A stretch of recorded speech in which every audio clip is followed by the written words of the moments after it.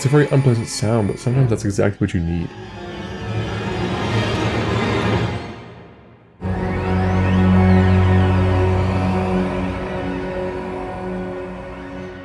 Hey everyone, I'm Tarik. This is my demo of Voices Below for VSL's Big Bang Orchestra Regulus and Basso Perform the Choir. We'll be doing an overview of the whole track, talking about the capabilities of the libraries, the different patches, how we use them to create suspense, and so on. That said, let's hear it first, and we'll get right into it.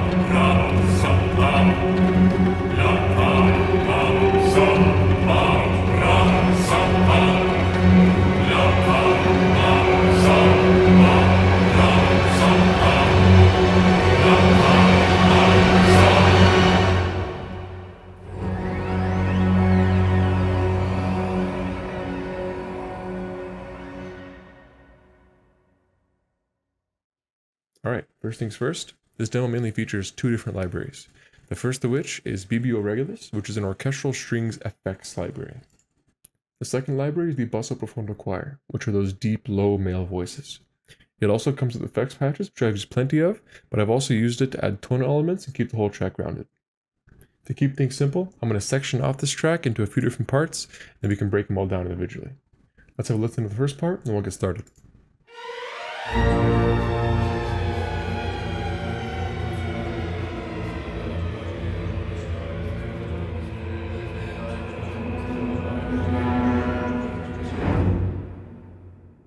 So, the very first thing you hear is this glissando, which goes into a long drone. This is one of many glissando patches in BBO Regulus, and I'm just using it to very quickly bring us into the piece. That's followed by another glissando, but this time going down, and it's quite a bit longer. I added the second glissando for two main reasons. The first reason is for cohesion. We start with this quick glissando going up, and if we just left it there, it would have sounded out of place in my opinion. So I added the second one, that way the energy doesn't just stop. The second reason is because I started this piece off with just 8 measures of drone, and we need some variation there. Having this long downwards motion definitely helps keep our ears entertained. Together, these two patches sound like this.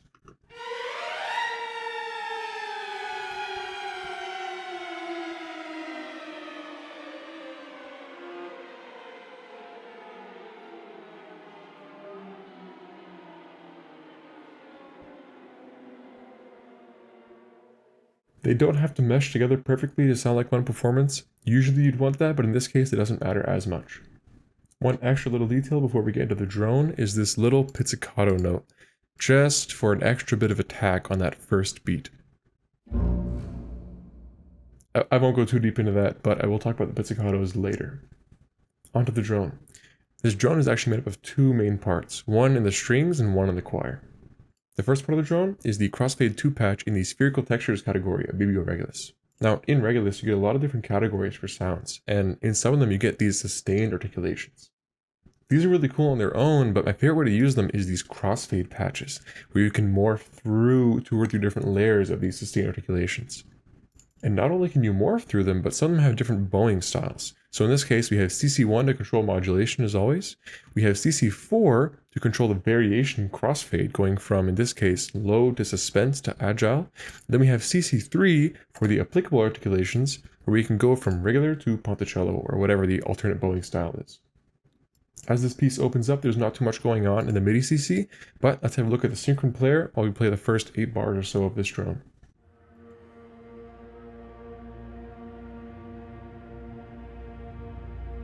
Hear the low strings start to kick in.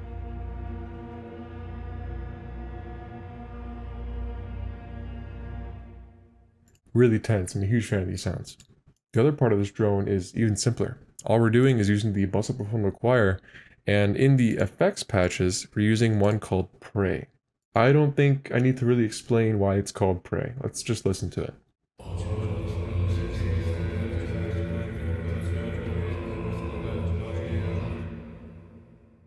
Yeah, I think that's pretty self-explanatory. Other than a little bit of the low brass patch from Synchron Brass, which I use very sparingly in this demo, the last thing you hear in this section is this very tense B, which is a minor second away from our B flat drone, just kind of poking in and creeping around before we get into the next section.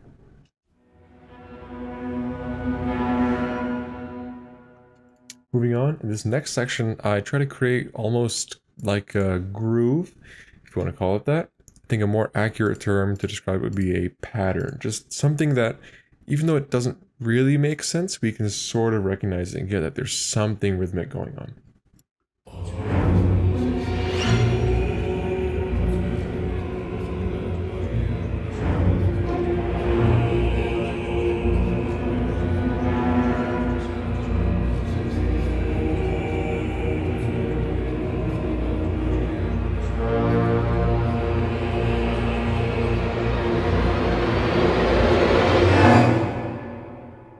The very first thing we hear is this loud, jarring low strings cluster. And that's the beginning of our phrase, or even the motif, if you want to go that far. If you're not familiar with the concept of a cluster, essentially it's a very tightly packed group of notes that are very close together in pitch, but not the same. It doesn't necessarily have to be within a 12-tone equal temperament, but it often is. For example, if you had an A, B flat, and a B all playing together, that would be a cluster chord, or just a cluster. The next thing we hear is this rises and hits patch, which is sort of this really snappy, quick glissando effect that brings us in to beat one of the next measure. Let's have a listen to just that on its own. And that's bringing us into our pizzicato here, which have a lot more going on.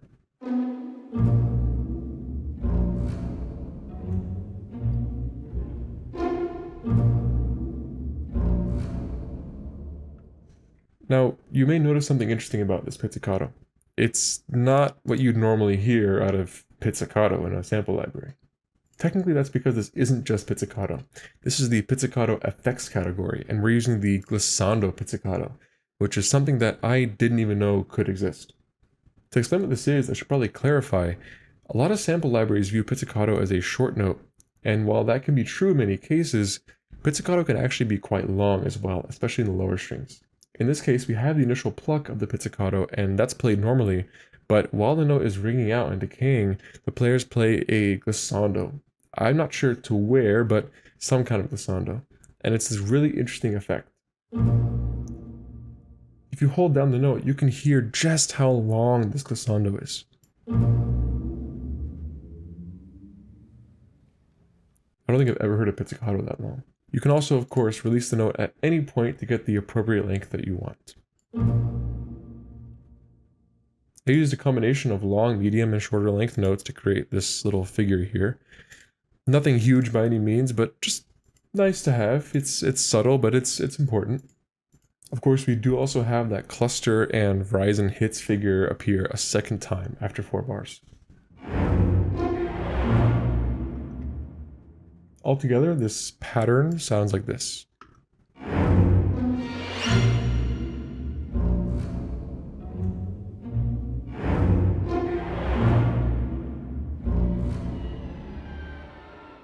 In the choir, I've introduced some chords here, and while these may just sound like normal sustains, they're a little bit more than that.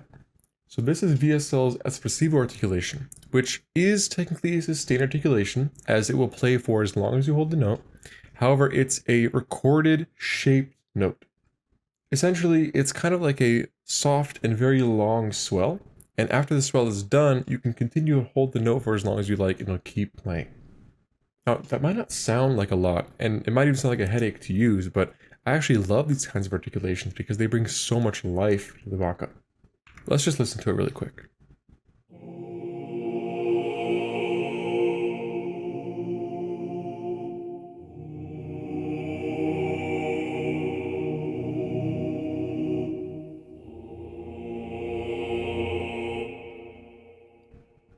can kind of hear that shape I was talking about.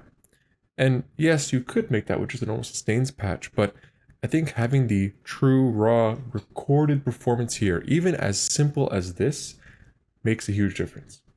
In the grand scheme of things, it's subtle, and maybe it's just me, but I love these kinds of patches. The last thing I added to this section were these cluster glissandos, which I just used to build energy before the next part. In this case, I used the glissando slow, and then I layered it with itself about halfway through, which isn't going to cause any phasing because there's no looping here, it's just a very long one-shot performance. Lastly, I technically didn't add this because it's not new, but we're finally seeing some action from that crossfade 2 patch we were looking at earlier. Towards the end here, I really start building with CC4 and CC3 like we talked about earlier. Let's have a look at the synchron player we listen.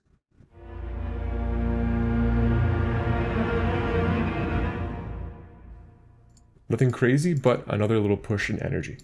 Alright, next up, let's have a listen and we'll talk about it.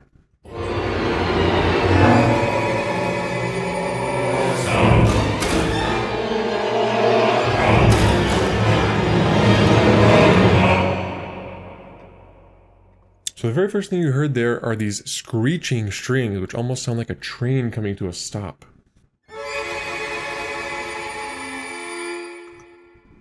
It's a very unpleasant sound, but sometimes that's exactly what you need. I also layered that with another loud, brash cluster staccato, just for that extra bit of bite towards the beginning.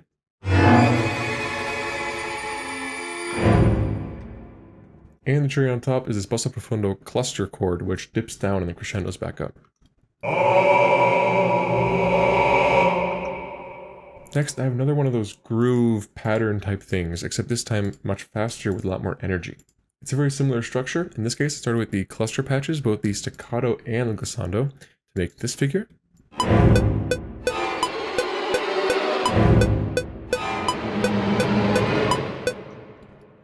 I then used the glissando patch to scoop us into that beat 4 like last time.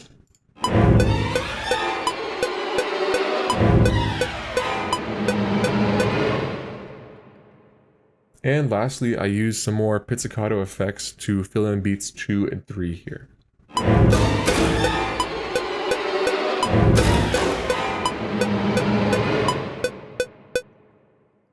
This pizzicato is different from what we heard earlier, however it's still not normal pizzicato. This is actually the cluster pizzicato, which is what you'd expect it to be.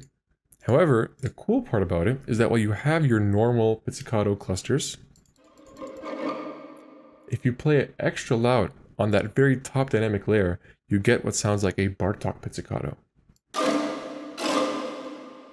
In this case, I think the Bartók pizzicato was exactly what I needed to match the energy of everything else going on in this section.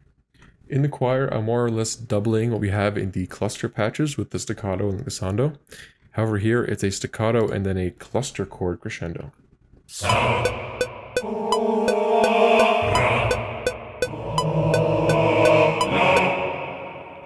Typically you would use sampled clusters for something like this, but I decided to make my own here, and while that may not be the most realistic or accurate thing, this is a mock-up, and I think it's okay to sacrifice some technical accuracy for what you think sounds good. You might disagree, and there's always a better way of doing things, but I just liked how this sounded. Lastly, I have some more sustained effects just to build tension and make you a little bit more uncomfortable for the release of the next section. First thing we have is the Crossfade 2 patch from the character text category.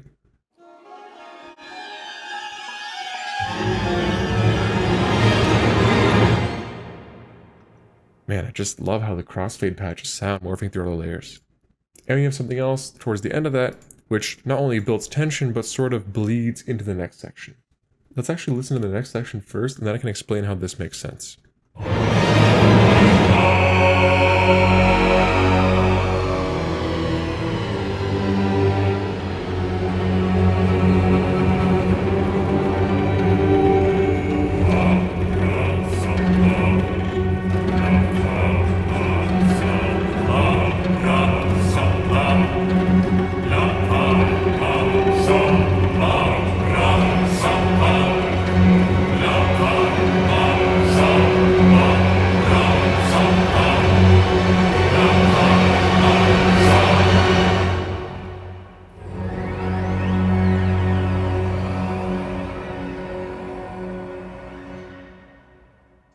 So, this is our final section. I don't know if I'd call it a grand finale, but you get the point. You may have noticed the melody that we have that starts in the basso profondo choir.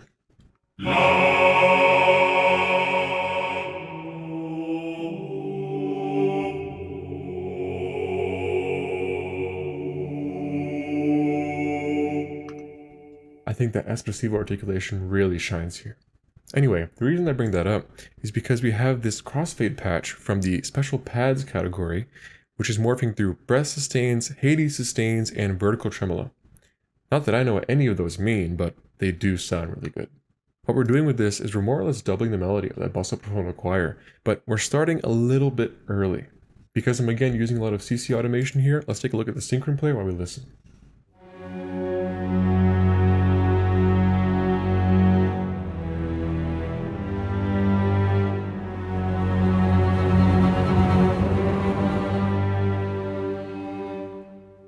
It sounds a little odd on its own just because of the way I program the MIDI, but I really like how it sounds with everything else.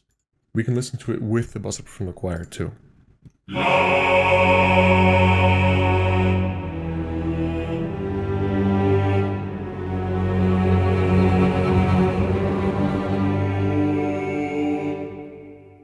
The other tool that we're using to transition into this section is another long downwards glissando, like in the beginning, but this time in octaves.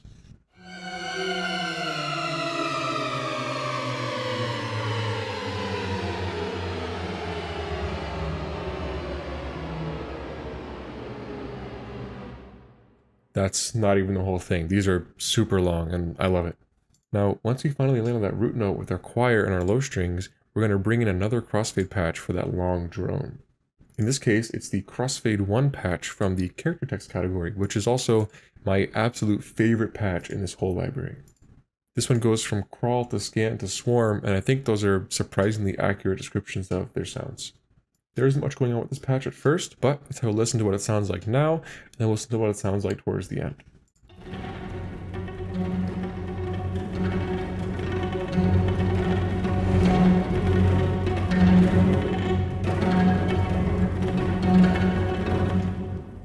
Come on, that's like one of the coolest sounds I've ever heard an orchestra make. Along with that crossfade patch, I also have two different patches from the basso profondo choir. The first of which is the pray articulation again, like in the beginning.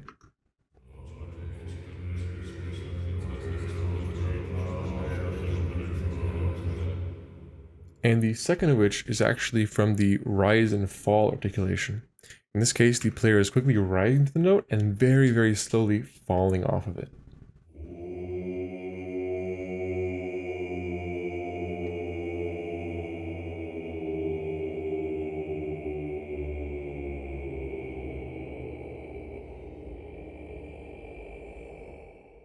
And again, that's not even the whole thing. I just love how long these performances are. They really didn't skimp out on these. I also brought back that minor second interval from the crossfade 1 patch in the spherical textures category.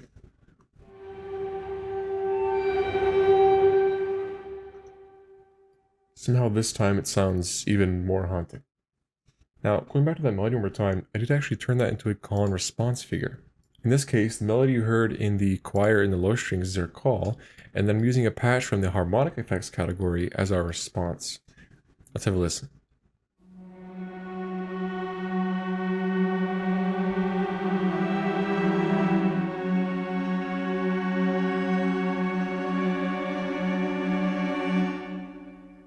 Usually call and response is a lot quicker, it doesn't take nearly as much time, but there are no rules. I want to do what I want. Finally, moving forward, I've used staccato articulation in the choir to create this chant.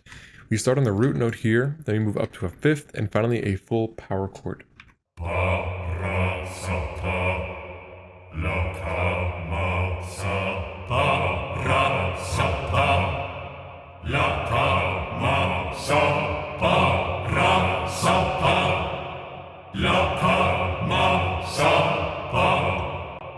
To do this, I'm key switching between the different syllables and using different lengths of notes. Speaking of which, this might not be instantly obvious, but you can of course hold down the note to get the full length of staccato. However, you can also cut that note short, and thanks to the releases, you'll still get a natural sounding yet shorter staccato. It's a subtle feature, but that alone makes a huge difference when aiming for natural phrasing. Now, once we get to that full power chord, there are a few more things going on. The first of which is this glissando, which of course builds tension, and it's going all the way up to the end of this rising action here. All I'm doing here is making sure it starts in the right place so that it's timed in a way that I get the full recorded performance and it ends right on beat 1 of that silence.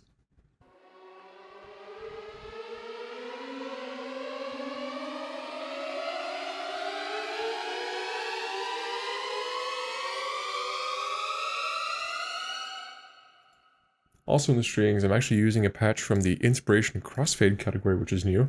In this case, it's the vertical tremolo and one of the harmonics patches. All I'm doing here is playing some minor seconds to build tension, rise up in pitch, and of course, make the listener a little more uncomfortable.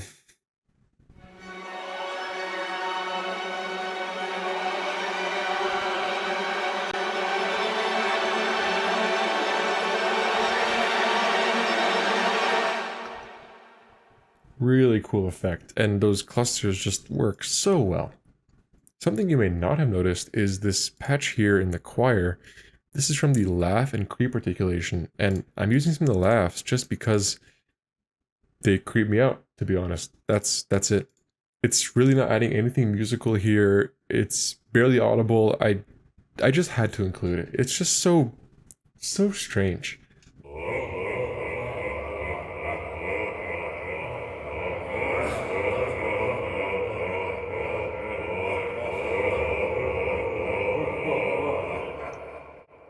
I don't think that needs any more explaining.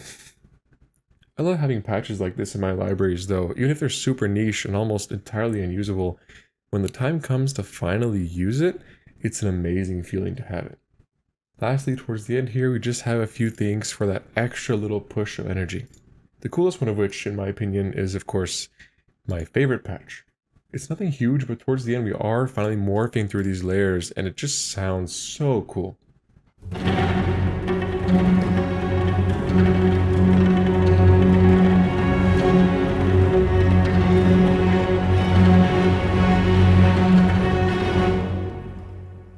I really can't get enough of that patch. When I first downloaded this library, I was playing with that for maybe an hour or two. I'm then using both of the crossfade patches from the spherical textures category, and nothing here is really doing a whole lot on its own, but when it all comes together, it's a big push of energy in that last moment. Here's that crossfade 2 patch.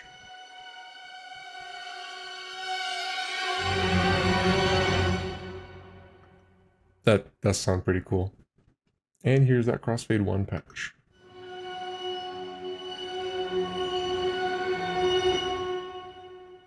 In this case, I actually didn't morph the layers at all, and that's because all I want to do was just fill out that high register and not add any more chaos.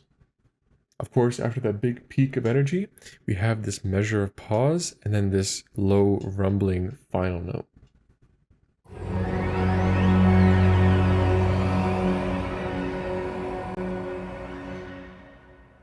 For the strings, we just have 2 layers, the first of which is that special pads crossfade patch again. The other patch is that vertical tremolo and harmonic patch that we used right before this, and all that's doing is filling out the high end.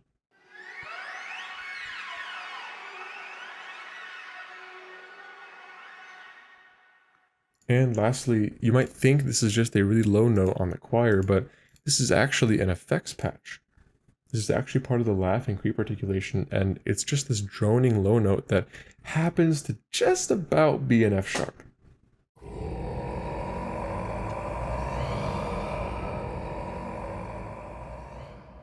You can hear it slightly off, and I like that. It's a little unsettling. Well, that's all for this video. Hope that was helpful. Maybe you learned something, or maybe you just found it interesting. I highly encourage you to go check out these 2 libraries. Again, that's Big Bang Orchestra Regulus and Basso Profondo Choir from VSL. Hope you enjoyed. Thank you so much for watching.